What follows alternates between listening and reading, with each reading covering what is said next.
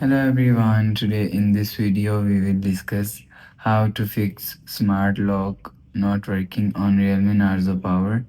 Let's start the video. If you want to fix this problem, so restart device, just click and hold side power button and you will see restart device from here.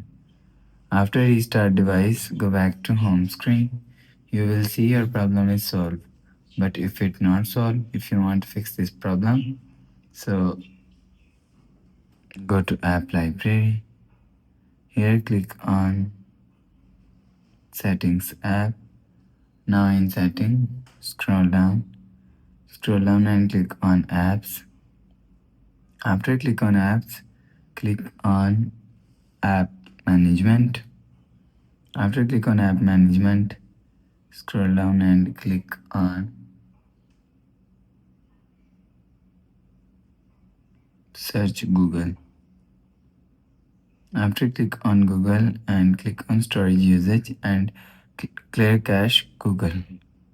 After clear cache Google, go back to home screen. You will see your problem is solved. But if it not solved, click on settings app. Scroll down to and click on system and update. Click on software update.